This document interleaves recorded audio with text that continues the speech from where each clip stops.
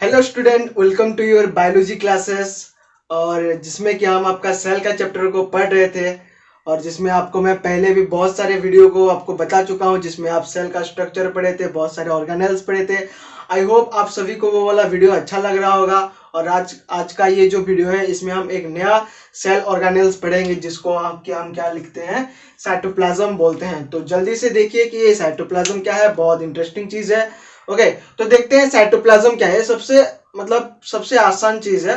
Okay, देखो cytoplasm कौन discover किया था, ये चीज क्या है, सेल के अंदर इसका काम क्या है, ये जो होगा हम सिर्फ एक इतिहास देख लेंगे। ठीक है, तो in in 1863 a Swiss botanist name Rudolf von Kolliker coined the term cytoplasm. ठीक है, तो एक साइंटिस्ट, जैसे कि सेल ऑर्गेनेल्स है, जैसे कि मैंने आपको बहुत सारे साइंटिस्ट का नाम बताते आ रहा हूं कि कौन सा साइंटिस्ट क्या क्या डिस्कवर किए हैं। लाइक दैट आपका साइटोप्लाज्म जो है वो एक आपका स्विस बोटनिस्ट है, जिनका की नाम है आपका रोडोल्फ वॉन कोलिकर। ज्यादा करके तो इनका नाम तो उतना नहीं आता है, लेकिन जो आपका सेल वगैरह है उनका नाम आ जाता है, लेकिन इसको याद रखना है उनका नाम। ओके, बाद में इन फ्यूचर में आपको वो बहुत काम में आएगा।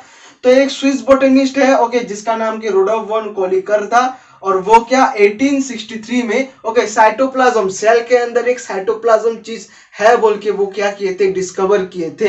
तो अभी तो आपके माइंड में आ रहा होगा कि ये साइटोप्लाज्म क्या है। ओके, अगर मैं आपको दो चीज बोल दूंगा, साइटोप्लाज्म, अगर मैं इसको अभी अगर सपोज ऐसा कर रहा हूं, साइटोप्लाज्म को मैं डिवाइड कर रहा हूं, एक को लिख रहा हूं साइटो और दूसरा को लिख रहा हूं प्लाज्म। ओके, अच्छा, आगे भी आपको मैं बहुत सारा चीज पढ़ाऊंगा जिसमें कि आपको टर्म देखने के लिए मिलेगा। ये प्लाज्म जो ये मैं आपको नहीं बोल रहा हूँ, ये प्लाज्म ऐसे टर्म आपको आगे भी देखने के लिए मिलेगा।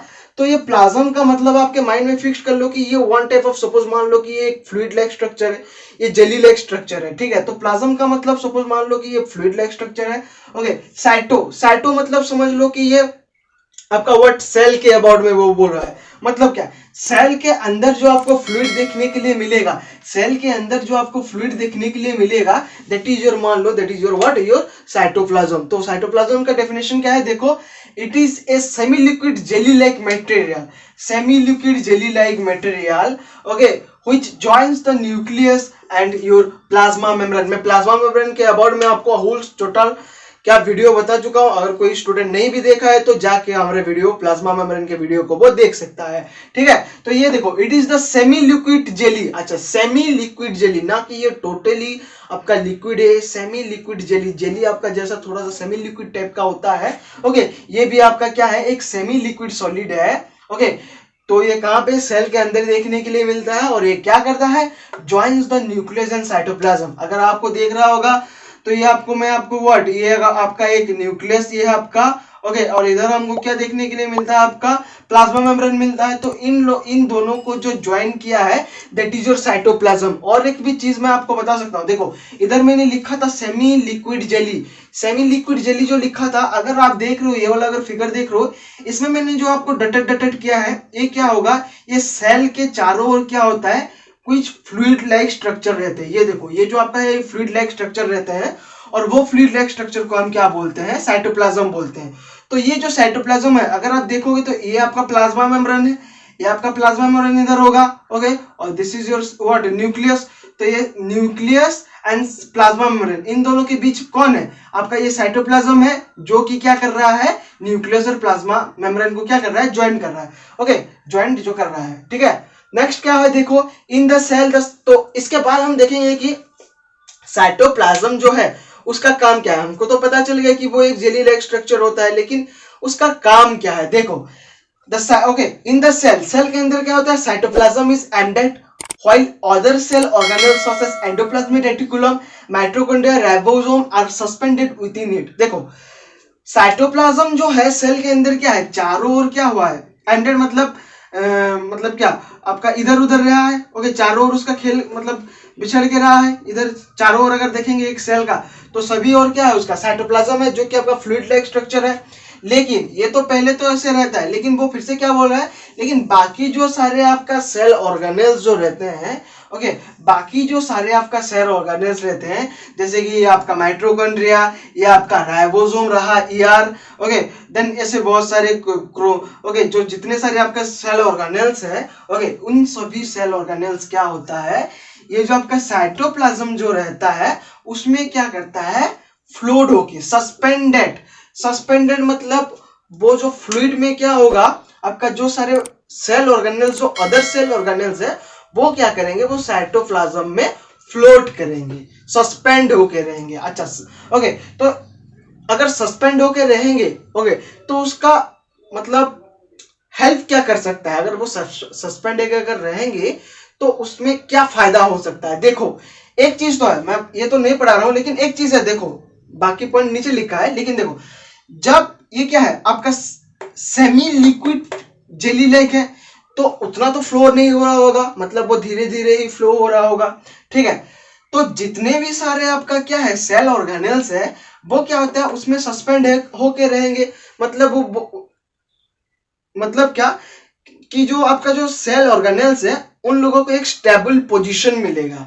ओके, उन लोगों को क्या मिलेगा, एक स्टेबल पोजीशन, मतलब वो इधर से उधर क्या कर सकते हैं, जा सकते हैं थ्रू योर व्हाट, साइटोप्लाज्म के जरिए। देखो इधर मैंने लिखा हूं, it provides shape to the cell and fills of the cell, thus enabling the organelles to remain in their position। मतलब आपका फ्लूइड जो होता है, जो साइटोप्लाज्म, जो मैंने आपको बोला क्या, सेमी लिक्विड जेली लाइक, जो आपको जो फ्लूइड बोला, उसमें क्या बोला, क्या जितने भी सारे अदर ऑर्गेनेल्स होते हैं वो क्या होते हैं, उसमें सस्पेंड होके रहते हैं। ओके, तो ये सस्पेंड होके रहने में मतलब उनको हेल्प क्या मिलता है, उनका मतलब पॉजिटिव फीचर्स क्या हो सकता है।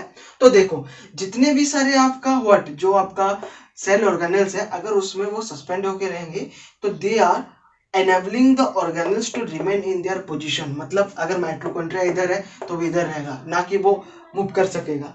मतलब सभी ऑर्गेनेल्स को उनके पोजीशन में रहने के लिए आपका जो साइटोप्लाज्म होता है वो क्या करता है, आपको हेल्प करता है, ठीक है। अच्छा, अगर साइटोप्लाज्म नहीं होता तो क्या होता, सपोज मान लो इधर माइटोकॉन्ड्रिया है, ये क्या करता है, अपने आप ही उधर चला जाता है, ये एंडोप्लाज्मिक रेटिकुलम ऐसे होगा, तो क्या होता है, आपका जो सेल के अंदर जो एक्टिविटी हो रहा है वो प्रॉपर नहीं हो पाता है या ना। तो इसीलिए ये जो साइटोप्लाज्म जो है, उन सभी सेल ऑर्गेनेल्स को क्या करता है, उनका फिक्स्ड पोजीशन में रखने के लिए वो क्या करता है, हेल्प करता है, ठीक है।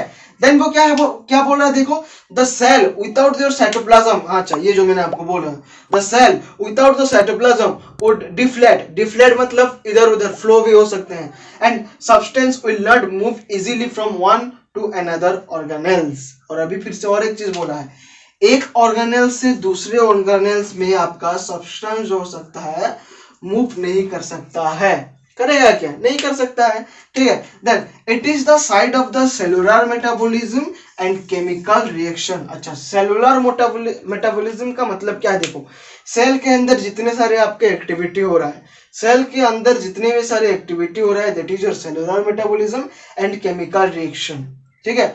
तो it is the side of the cellular metabolism, मतलब सेल के अंदर जितने भी सारे एक्टिविटी जो हो रहा है, उसके लिए ये जो कहाँ पे हो रहा है, ये साइटोप्लाज्म के अंदर भी, मतलब साइटोप्लाज्म के प्रेजेंस की वजह से ही आपका क्या हो रहा है, जो आपका सेलुलर मेटाबॉलिज्म भी हो रहा है और आपका व्हाट, केमिकल रिएक्शन भी हो रहा है। तो अगर एक तरफा अगर हम देखेंगे तो साइटोप्लाज्म मोस्ट इंपोर्टेंट है सेल के लिए, क्योंकि वो सेल ऑर्गेनेल्स को एक स्टेबल पोजीशन पे रखता है, जिसके वजह से आपका सेलुलर मेटाबॉलिज्म या फिर जो आपका केमिकल रिएक्शन जो है वो प्रॉपरली सेल के अंदर हो पाता है, ठीक है। आई होप आपको ये सभी चीज को समझ में आ गया होगा, ठीक है।